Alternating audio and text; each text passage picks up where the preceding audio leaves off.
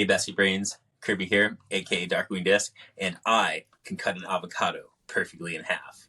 Alongside me is Ollie DePina, and he wears a ladies size 6. Today is episode 23. This is the Ekans episode. Ekans, spelled backwards, is snake. That's kind of the coolest part about that Pokemon, to be honest. Famous players to wear the number 23. There's a ton of them. This one's absolutely loaded. Michael Jordan, LeBron James, Marshawn Lynch, Jimmy Butler, Anthony Davis, Don Mattingly, Zach Greinke, Draymond Green, Blake Griffin, and David Beckham. So absolutely stacked at number 23. A couple of Red Sox players, Alex Cora and Oil Can Boyd, have wore the number 23. And a couple of Mariners players that have worn the number 23, Ty France, Nelson Cruz, and Tino Martinez. Ollie, how you doing, bud? Good to see you, man. To see you, Kirby. I'm doing well. NFL's off and week one's done, so it was a rough week for my Giants. So I woke up on Sunday and I was so excited. We just ended up kind of getting blown out and having a rough game. So that was whatever. Got to play some golf though the day before that. Got out to South Fork and then went to Mineral Springs Dubs yesterday, which is always just a blast. And yeah, it was a good time. And Nice. I've been good. So Yeah. just chilling, trying to figure some things out, and yeah, not too much. Just every pain-free golf now, so I'm feeling really good with my pec, and yeah, everything's kind of starting to get back to it and putting the steps in there. But how you doing, Curb? I'm doing pretty good. Good to hear about your pec, man. Are you throwing forehands yet, or are you just those backhand only? You're Back to throwing throwing forehands. forehands? Pain-free forehands? Yep, pain-free, and that was kind of like I remember going to the course and was like kind of scared to throw a forehand, and then I was like, I gotta see if it how I feel, Mm-hmm. and I think it was at South Fork hole one. I just did a Toro shot off one and Little like chipper. yeah, slid right up to the basket. And I was like, that felt good. And I just whipped the tilt out. And I was like, two off one, right? Whipped the tilt out, cranked on it. It was all fine. Like I was like, this is great. I can everything feels good. So it was definitely a bummer. I was just watching the Mountain View coverage last night and was just watching the holes and was like, man, I wish I had my forehand there. Watching the lead Mm-hmm. card do a forehand here, and I was like, oh, because I only threw about three forehands, I think, that round, both rounds. And so it was really like, I know when I'm going to do it. When I did it, it caused more pain and me to be in more discomfort. So it was kind of a bummer, but I'm happy I'm feeling good now. Yeah, there's Good. nothing holding me back now. I got signed up for the Great Chinook Challenge at Yeah. SeaTac for the Emerald City Disc with Emerald City Disc. So that's going to be Yeah. really exciting. 2 rounds of OG 18, which I think is just such a fun layout to play at SeaTac. So I'm looking forward to that September 21st. Yeah. No, I'm signed up for that as well. That'll be a good one for sure. Yeah, my week's been pretty good. I had the week off of playing disc golf. I didn't go out to the Mountain High disc golf tournament. Honestly, just kind of feeling a little like kind of tired and worn out from Worlds, and then immediately having the quick turnaround to the Mountain View Challenge or the Mountain View Championship. So yeah, I just took the week off. My wife was a week away in Spokane for a conference. We've been calling it the Spoke Conference, which has been kind of fun. So yeah, she was at that for like the week. So it's just kind of me at home with the 4 cats, kind of taking care of them in the house and that kind of thing, which has been nice. And getting out practicing, just like throwing shots. I've been doing a lot of putting recently, just been kind of like reworking my putt a little bit, where I've been kind of trying to bring the disc a little more kind of intentionally in and then intentionally out with more of like a door hinge kind of style motion, and bringing it down to like my left hip and then out again kind of thing. Okay. And it's been working really well for me. I've been feeling really comfortable. I've been hitting some like really, really good shots, really good putts at the course, doing like practice rounds and stuff like that. So, um, yeah, playing just, getting out, playing some practice rounds, and, trying to just keep my game sharp for Otis, which is coming up. Yeah, super Um, exciting. what's that? That's exciting. Yeah, just Yeah, big tournament. Love Otis. for sure. So let's get into the Mountain High Championship or Mountain High Disc Golf Tournament powered by Innova Discs. Um, I don't really have too much to say about this. We're just gonna go through the winners. Really, from what I saw from like pictures and that, it looked like it was some like really nice weather the whole weekend. It looks like it was sunny. Like it wasn't dumping rain or anything like that. So that's really great. Um, Going through the winners here, Kenny Clark won MPO. That's awesome. Axel Olsen and Colin Bryant tied for second. So good for them. Axel, I think yesterday, left for college in Minnesota. Oh, that's so cool. Yeah, Good good luck. for him. Congratulations and good luck with all of that. And excited to see you next, Axel.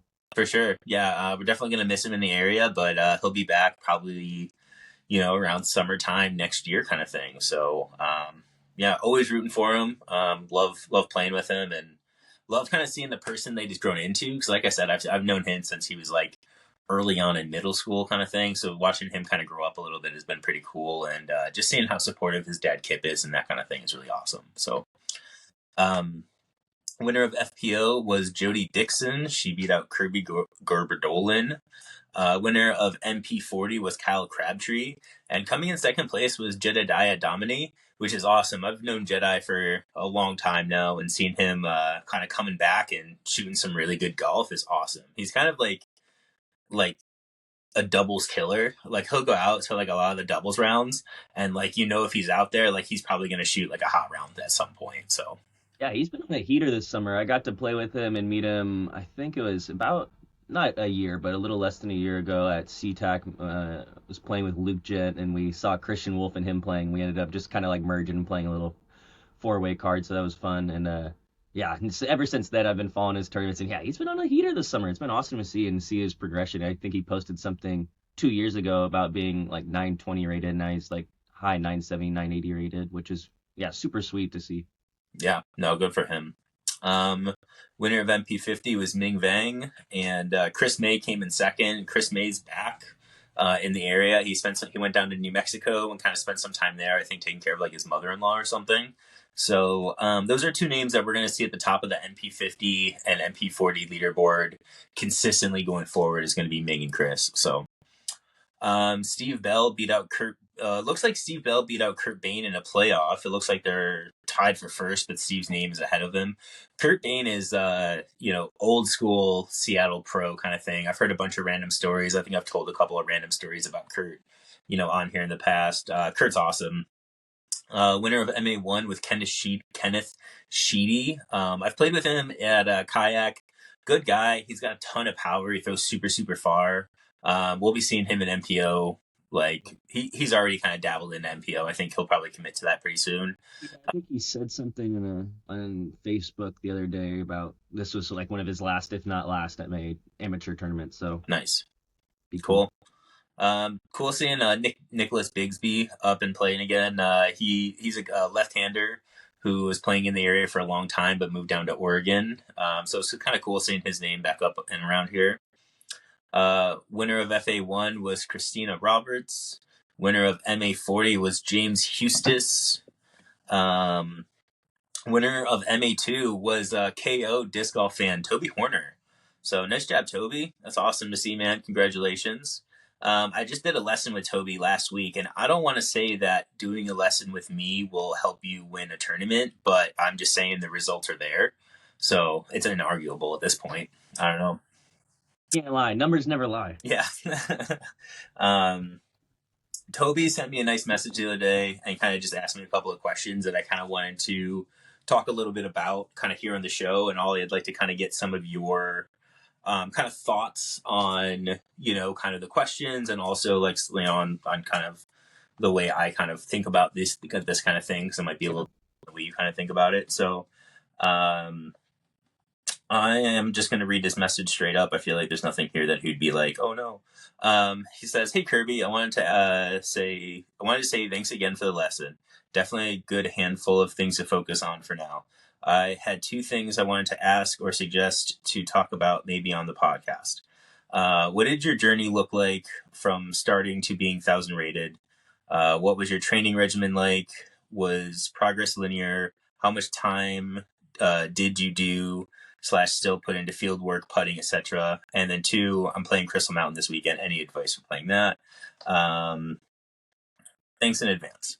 Nose So down. just kind of Throw wanted to nose really, down. what's that? Throw nose down for the Yeah, crystal. that's what I told him. I was like, go overstable. Yeah.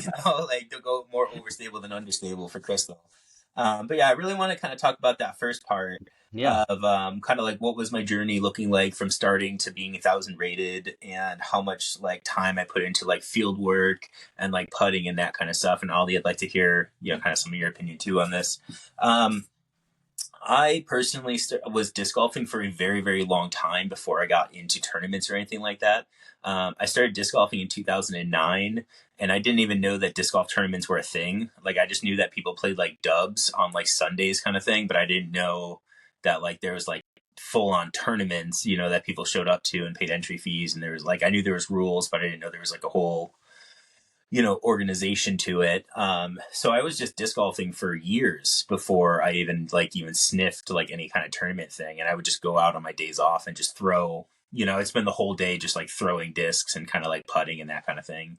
And putting was always the thing that I never focused on because I never really took scoring very seriously. I was always just like, I just want to like throw discs and like throw cool shots and like that kind of thing. By the time I started getting into tournaments, I was like, oh, I'm going to play a couple of amateur tournaments. Um, I played two amateur tournaments. I came in first in one and I came in second in another one. And I was like, okay, I'm going to go and play pro and kind of do that instead and see if I can get some cash out of this. And when I got in, I was like 930 rated or so. I think was like my first ever rating. Because I could always throw the disc pretty far, but at the same time, like I didn't really have like a game necessarily. Like that, like just throwing the disc is like so like little of the game. I didn't really know how to golf. I didn't know how to score. I didn't know how to putt or anything like that. So by the time I started like learning those things, and I kind of started like figuring out like, oh, I can learn how to putt, I can learn how to golf, and then I started like studying those and kind of teaching myself those. I just always viewed myself as 1,000 rated player. And then kind of I was like, oh, it's just about the rating system figuring out like what my skill level is kind of thing. So I always kind of had this like confidence of like, hey, like I feel like I'm 1,000 rated player. I just need the scores to kind of like catch up to like what I believe is my personal, level kind of thing. And now that I'm at 1,000 rated, I'm kind of trying to convince myself that I'm 1,010 rated and always trying to shoot better and better and better kind of thing, right? Um, but that was kind of always my thing was like, hey, I just need to keep like working hard and like keep doing my thing, because I believe like a lot of it for me was just believing I'm this player and this can happen and like that kind of thing. Um, as far as like practice and stuff like that, I was pretty much practicing every day, like when I was trying to become 1,000 rated, and I was kind of like, and I still practice just about every day. Now I take a couple days off a week just to kind of, I take like 1 or 2 days off just to kind of like rest and recuperate and kind of like let my muscles, kind of have a day to kind of recover and that kind of thing. Um, but throwing as much as possible, throwing 3 4 times a week, even if it's just going out to a course and playing a quick 18, or if you're going to a field and throwing 50 shots back and forth, I think that's a really big deal. And putting every day is like such a crucial thing. I think throwing at least 100 putts a day. When I'm putting really good, I'll throw maybe 100 putts a day and like kind of keep it light. But when things are going bad, I'll go all the way up to 1,000 putts a day just to try to piece it together and kind of figure it out. Ollie, what are your thoughts on kind of just all of that, I guess? Yeah, definitely can resonate with some things, but I have a completely different like start with disc golf than you and like different um go with disc golf. I think one thing that I try to do with disc golf that was like really coming to me when you were talking about that was like I did swimming and track prior, and I did swimming like very competitively where I was putting in like 6 to 7 hours a day into like either dry land workout, which is like weightlifting or other like different things like running or different things like that, and then um, also including swimming workout within that 6 to 7 hours. And that was 6 days a week with the seventh day as like a shorter practice. So I was like the amount of effort to be like a high level at whatever you want to do, you have to realize you're putting a lot more hours than you kind of want, like that's like really thought of or like that you actually need to. Yeah. So when I started playing disc golf and I wanted to get like more rapid growth, I think practicing was like the biggest thing. Swimming gave me a lot of arm talent in a way where I have these like really skinny arms and strong shoulders and I'm able to pull through on the disc. Like I have good arm speed and that kind of thing where it worked out with like really elongating my muscles and like kind of giving me a good start with that. Um but when I first started playing, I've gone up 240 rating points from when I first started, which is like crazy. And when I first started, I didn't know what disc golf was. I didn't watch Ultimate or play Ultimate ever or have any frisbee background. I think the only time, I think I'd like could count how many times I've thrown a frisbee, and it was one of the rings with like the big opening Hmm. stuff. And would I, that I was like, maybe it was fifth grade the last time I threw that. So I think just I came into the sport. I watched basically all of Fairway Media's videos. I watched all of Joe Mez's videos, and I was like, really like I wanted to figure out some form things. I got some really good advice from some different players in my at my club. Watched a ton of players that have like kind of a similar build to me and like body like mine, where it's like I can imagine myself doing that. Like I watched a bunch of Haley. That's why I like Haley King so much. I was like, I can imagine myself doing the stuff she does, so it's really Hmm. easy for me. And then but yeah, you just have to be so you have to like really put in the hours, like you said, like 100 to 1,000 putts for you. I think there is a point where, and I'm still like kind of around that. I got to get back to that definitely, but there's a point where I'm doing like 100 to 600 putts a day, no matter what. I think that was like Owen Scoggins said something about that, and was trying to like, oh, I want to putt like Owen. So if you want to Yeah. putt like Owen, you have to put in the work like that. So and Yeah. that's talking about. She talks about putting on days you don't want to putt, putting on like like you just. She's like, I don't want to be doing this all the time. She's like, but I do, and that's Yeah. why she gets the results she does. So I It's think there's hard. I mean, it takes I think something people don't realize is that getting, no matter what you want to get good at, it's going to take sacrifice of something else in your life. yeah. Like there's a lot of nights where, like, yes, I'd like to just come home and sit on the couch with my wife and watch a movie and like eat dinner and hang out. But like, I get home and I'm like, hey, honey, good to see you. I got to go outside and do some putting. And I take an hour out of my time or 2 hours out of my day, like as soon as I get home, it's like, hey, we're going to like knock out some putts and we're going to watch a YouTube video or something or listen to a podcast and do this. But that's time that I could be, again, spending time with my wife and that kind of thing. But instead, it's like you got to sacrifice some stuff once in a while, right? To like Yeah. just to be good at it. Like it just takes that, and it takes like commitment to it, and it takes that like routine of like every day.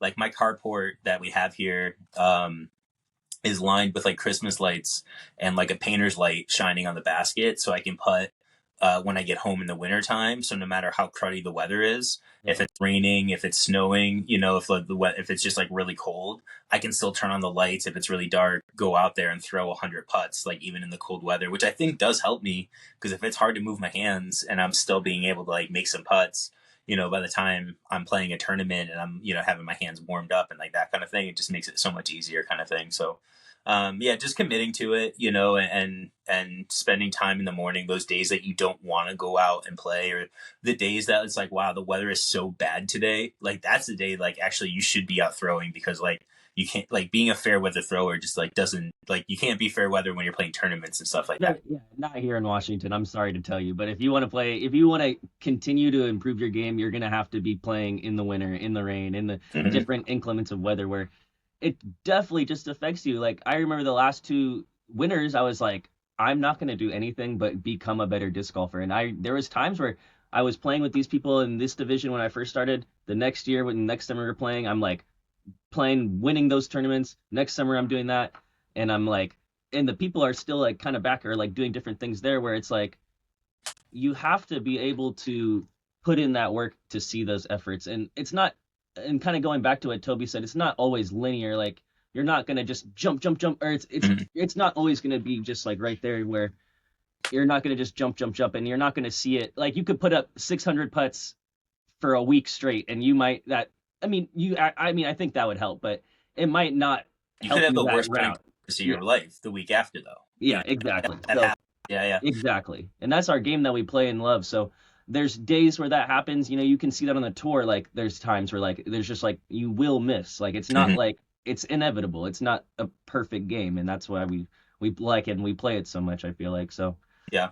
Yeah, I don't think it's linear. I think there's peaks to it. Like I think there's times where I'm like, oh, like hell, like I'm playing so well and I'm trying to ride that peak, but it eventually kind of comes down and then I feel like I'm hitting a new peak and maybe that new peak is better than the peak before kind of thing. So I feel like it is this kind of this roller coaster kind of thing, but the idea is that you're always like even if you're coming down, like eventually you're going to come back up higher than you were before kind of thing.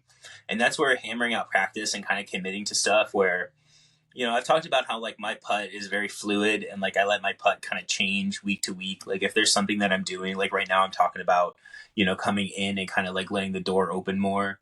Like that's something that I'm working on right now because it's like it's working really well for me. But if next week all of a sudden like I can't, I'm tanking all of my putts and I can't do anything with that. I'm not opposed to changing my hand up and being like, okay, we're just going to give it more of a pop. Like I'm always kind of trying to find, I'm never going to blow it up and be like, okay, we're going to straddle putt now. Like, that's not what I'm trying to do. But I don't mind trying to do like little cues that kind of help me, help my putt kind of along. And that's something that I think helps, go like a long way is like kind of knowing yourself and being able and being willing to, kind of change things up, but also like hammer away at it, and commit to, like, this is what we're doing this week. And like, we're going to throw this Anheuser shot and we're setting up, so extreme like this to really kind of crank over, whatever it takes, just, hammer it out, work on it, throw all the shots you can kind of thing. And, but being able to give yourself time to recover and recuperate, I think that's also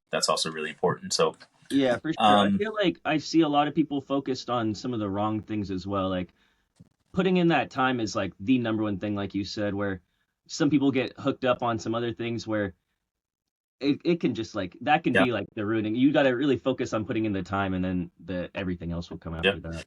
And throwing far is not the place to focus your time either. Like everybody throws far nowadays.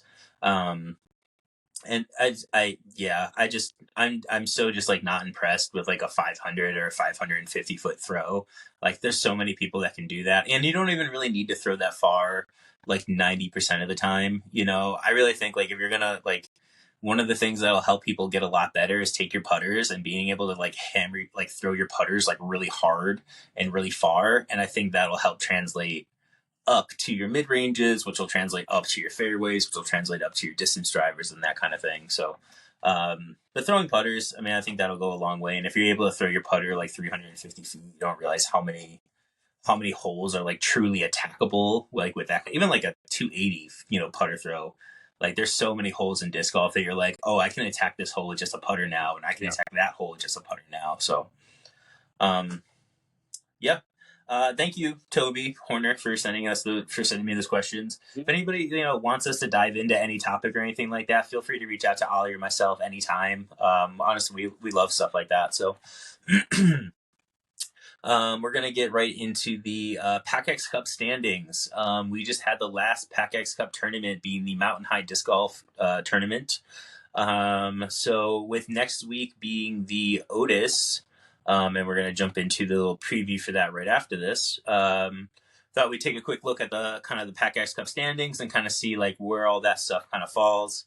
Ollie and I talked about it a little ahead of the show that we're not exactly sure how it works. I know there's like points that you get for where you place amongst the other people who are participating in the PackEx Cup, but um, yeah, I'm not really sure how it works exactly. But your boy's in first place in MPO, so that's really cool.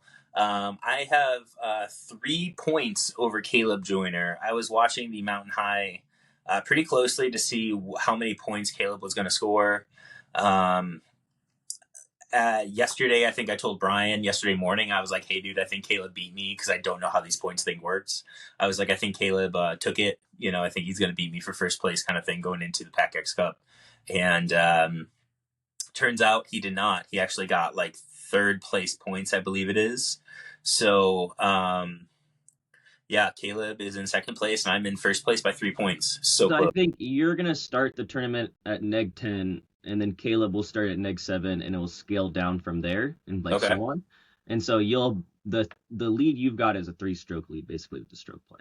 I like that. I don't mind that at all. Not disappointed at all whatsoever there. Mm-hmm. But Uh, yeah, what's that? yeah, that's all. So, Allison Mabut is in first place in FPO, and Vanessa Stephanie is in second place. Corey Gerber Dolan is in third place there. Ming is in first place for MP40, I believe this is. No, this is MP50. Ming's in first place. He swept it. He had the most points for every event across the board. It was really, really impressive. Also, not surprised. I mean, how many times this year have we said like, "Oh yeah, Ming with the win"? So, Kyle Crazy. Crabtree is in first place for MP40. John Anderson is a pretty close second, so that's cool. MA1 is Nate Wallen with Nicholas Greco in second place. MA2 is Corey Parker with Zach Johns in second place. So that's pretty cool. We got a little box squad thing going on there. That's sweet. Um, for MA40, it looks like the name says Me Barnett. I'm not sure who that is. In second place is Jules Van Austin. MA50 is Tom Roher and Steve Pierce is second. Stephanie Hook for FA1. And that's all of them. But yeah, so looking forward to that. That's cool. Do you got more on how like the scoring and that kind of thing works? Not No, really. not me either. That's That's cool. not it. I know you'll start at 10 and then so it'll scale down from there. Okay. I don't know if it's going to be three strokes or if that, I think it'll probably get shorter from like, two stroke, one stroke kind of thing, as it scales down the positions. But, um, and Interesting. there's two yeah. What was I that? wonder if they'll go like myself at -10, Caleb at 7, Marsh at 5, Bab at 4, Bryant at 3, Strom at 2, BJ at 1, and then everybody else at par. Maybe I Even. don't know how it works. I don't know. I'd be curious to see. All I know, honestly, I'm not even like thinking about that or worried about that. My goal is to go out and just like win the Otis. Yeah, if you win Otis, then you don't even have to think about it. You got the advantage Dude, already. Yeah, you can that's just what I'm saying. outright Or win. if I just So even get like a top 3 in Otis, you know what I yeah, mean? Like I just driver's go seat. and like shoot well and do like play my game out there, and should be all right. So I'm feeling good. I always feel good going out to Otis. Oh, ratings update happened this morning, and I lost a bunch of points. Oh, All right, that's cool. This is like my lowest rating I've had in a while. That's cool. Nice. I got a bump down as well by one. I'm not surprised because I have been playing like a lot of like shitty golf lately. So I was looking. I was like, I've had two bad rounds this summer. That kind of three bad rounds that really drug me down. I from yeah, just a lot. hmm. Yeah, this is my lowest rating since April of 23. Dang. Whatever. I still don't care about rating at this point. It's all about wins, baby. Got to Yep, get them W's. I agree. But yeah, going into the Otis, it's gonna be 3 rounds at Delphi, which I really like. I think that'll be really good. Um, I don't cards aren't out yet, nothing like that. So, but yeah, I think for MPO we're gonna do 1 round on Saturday, 2 rounds on Sunday. So it'll be like one round at like 7:30 a.m. on Sunday, and then another round at like 3 o'clock or 1 o'clock or something like that on Sunday, and then or maybe like 4 o'clock. I don't know how exactly it works, but yeah, 1 round on Saturday, 2 rounds on Sunday. So should be totally fine. I'm like I said, looking forward to it. There's going to be a really good field of players out there. A lot of FPO players. Yeah, should be a good tournament all in all. I do want to, and Ollie and we've talked about this. But I think pretty soon Ollie and I are going to try to figure out a way to do like a golf/disc golf video out at Otis, because I do think that's the one course that like I could probably play like a double bogey. Like when I look at the way those holes are set up, I think to myself like I could probably double bogey this place because I can swing it. Like I go to like the driving range, like maybe like twice a year or so. So like I can hit Yeah, a golf we're in the ball. same boat, but my confidence is just through the roof. I'm like, I'm a par golfer. I can do it. I know I See, can do it. I don't reasonably think I can par it just because I feel like my game will to be hit like because a lot of those holes are pretty short. So I'm gonna hit like a chip shot to the field. I'm gonna take out like a putter and I'm gonna hit it really hard with a putter onto the green, Oh, I'm winning. I got this in the bro. bag. And then I'm on the green and now I'm just trying to tap it as close as I can to the hole and tap it in. So I'm gonna come in straight my black like golf pants. I'm gonna come in a red polo and a black cap, and you're just gonna get. I'm gonna be Tiger. okay, I'm gonna my I don't even have a putter yet. I have to go and buy a putter, but I'm gonna come with my 2 Goodwill clubs and my handful of balls that I found on golf courses throughout the years. I Gonna think be awesome. I think I have my older brother has some clubs that I can use. So That's cool. I'm a lefty, which makes it really difficult to like rent clubs and stuff like that. So, um, all right, moving on. We're going to get into our fantasy football check-in. It was week 1 of football, so we're just going to keep these quick usually. Uh, I can go through a quick rundown. We had the that'd best be team in great. the league. We had Sean Kong with 175 points, 175.62 points scored, Two and tight ends up. the That worst needs to be team. said. It's a good name. Yeah. The worst team was Dirty Daniel and the boys, which is yourself or myself, with 89.02. We had a rough week with Daniel Jones starting, but next week we got him. Had a couple offensive players of the week with you had Jaden Reed. He was the wide receiver 1 there, so good plays Yep. on you for that. And right now, I'm looking at the lowest point, least efficient manager is what I'm working with right now. Okay. Uh, that's always fun. Biggest blowout to Tobey against me. Makes sense. One of the cool stats you scored. Where is Emerald City Rangers? 127.72 points out of 137 points maximum. So you only missed out on 10 points, to be fair. So How did I get out on those points? Like, how does that work? So you had players on your bench that you could have started over those players. So your Oh, maximum amount of points you could have scored that week was yeah. 137. So Nice. you honestly for that, to be 92.8% correct, that's awesome. Yeah. I That's really, was I was a whopping 63.8%, but I was actually projected to score like I could have scored more points than you. I see. So, but I was a very inefficient manager, but Bad manager. Yeah, we yeah. talked a little bit about it before the show. Like, I had 3 positions, or I had 3 players score like the worst possible that like any player in the league could have scored, kind of thing. So I don't know. I might make some moves soon. I already know. Like I said earlier, like my kickers are already gone. I'm already working on that. So, um, you and I are facing each other next week. That should be Yeah. fun. So Yeah. I'm gonna have to show you how fantasy Yes. works. I might have to go pick up the real tight end one for the Ravens, likely. Yeah. We might have to go grab likely. I think I have the number 1 waiver spot, so I Yeah. might go pick him I'm gonna up. kick your ass because apparently you're an inefficient manager, and that's not me. That's just stats. I mean, it's hard numbers that are just saying that you're the problem. So I I don't know. can't take that. I'm kind of hurt. I don't know. I can't hear you from my 93% over here. What's that? Sorry, this 93% is just rocking a little too loud. All right, don't worry. Wait till I drop a immaculate inning 100% on you. The Okay, immaculate weekend.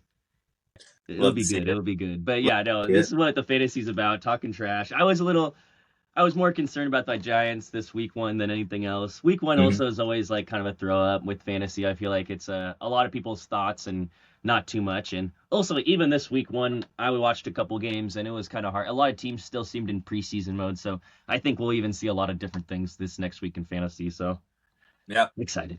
no, it's fun for sure.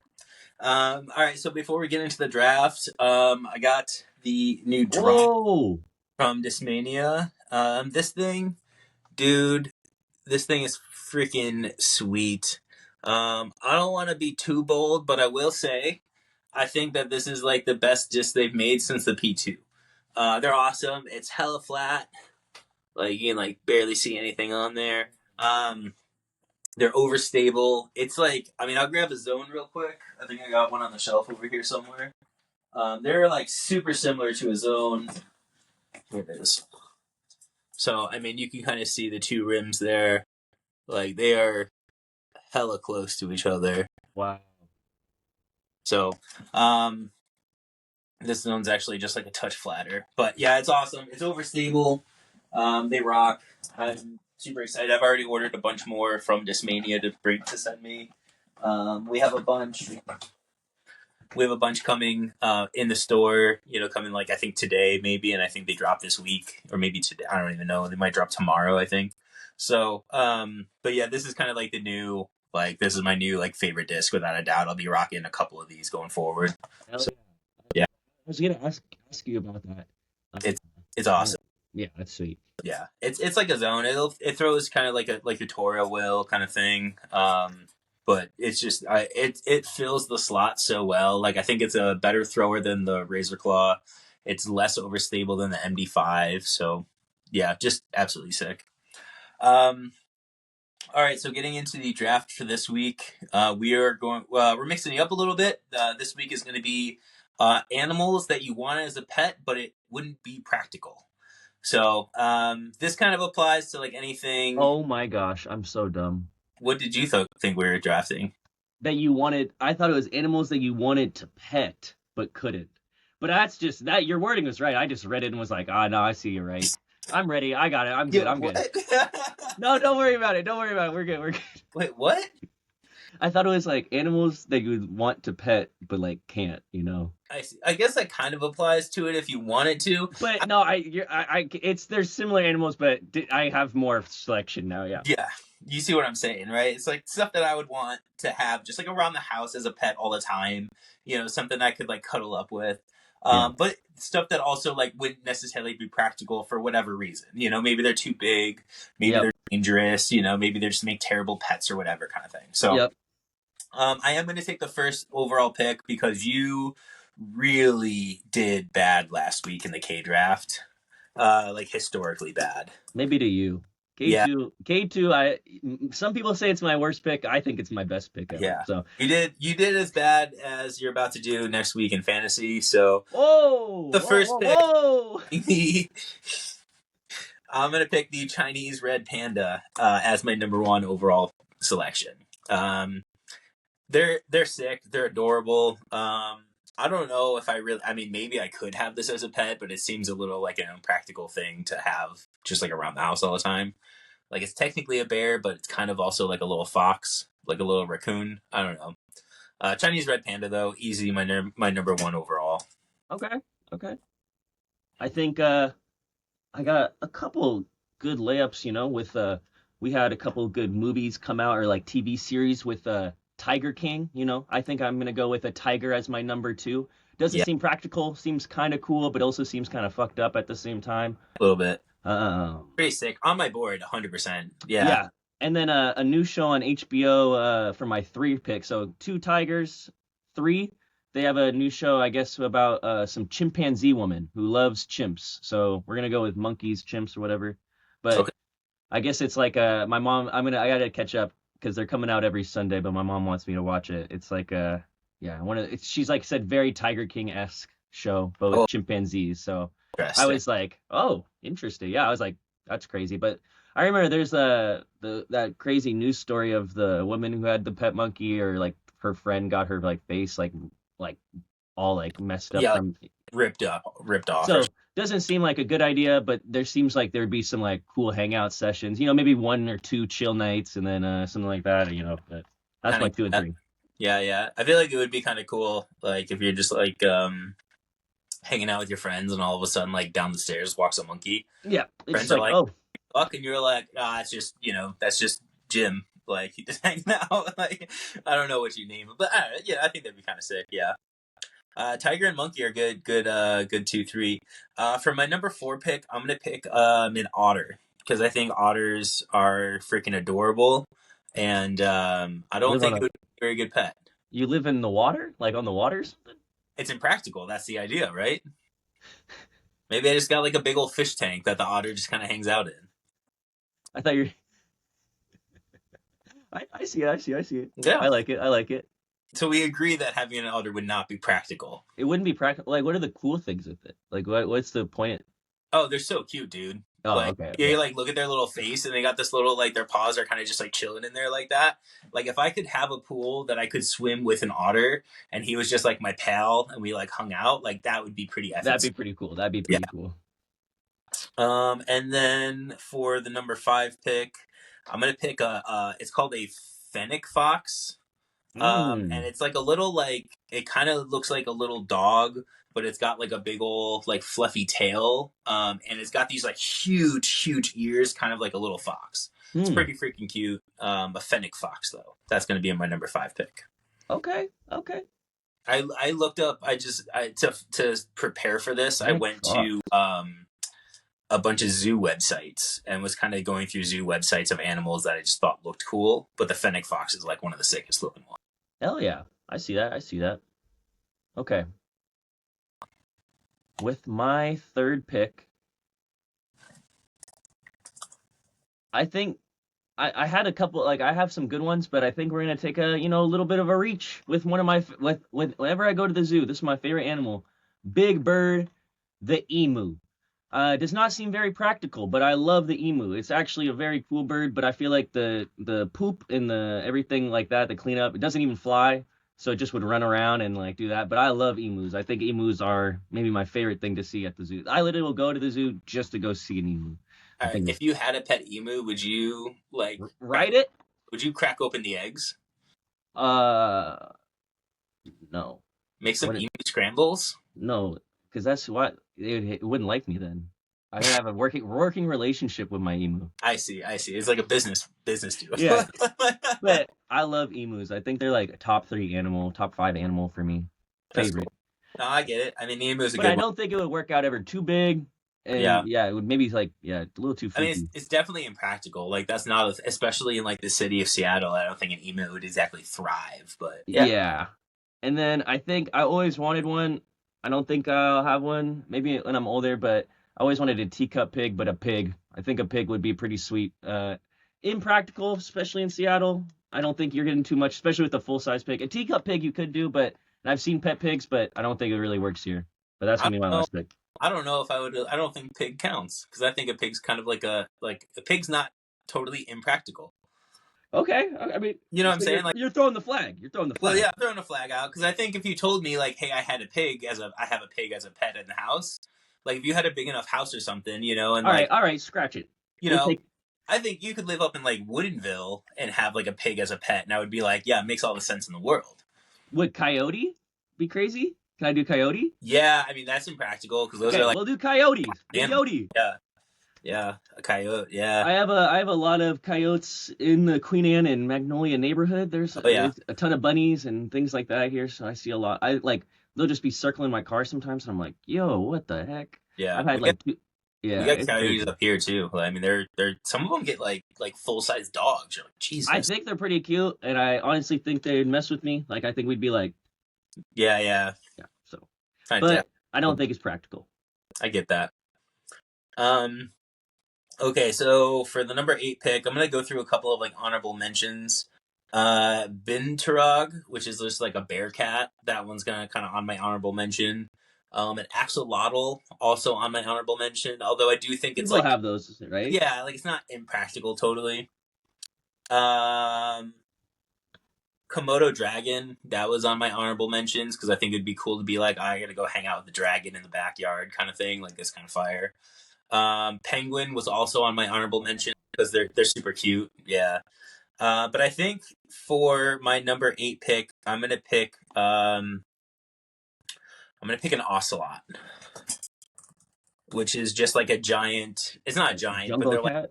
they're like large like wild cats. Yeah, basically, and it's just like they're like really just they're angry and like they're not good house pets kind of thing. So it's not very practical.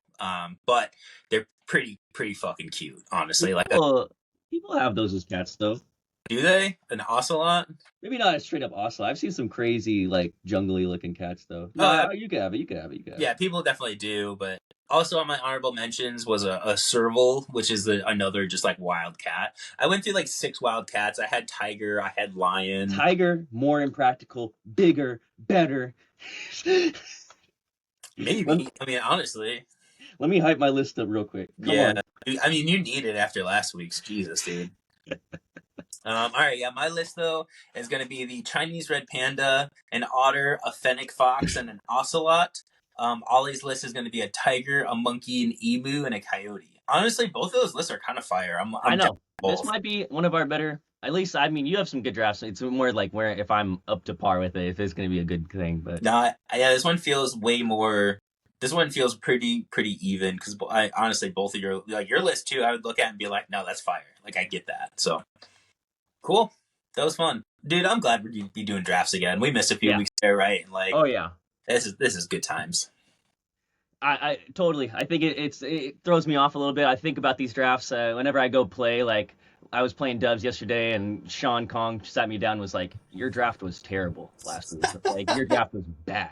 And It I was. was like, "Are you drafting up L words yet? Like, are you thinking about it?" I'm like, "Oh my gosh, now I'm getting yelled at to go prep for the draft." I was like, "That's crazy," but I enjoy doing this so much, man. Like 23 episodes, the Jordan episode. Couldn't be more happy doing this. I like it's gonna be cool going into the fall here and winter time. I think it'll be cool getting some questions and talking about different putting leagues and events going on even during that time will be cool as well.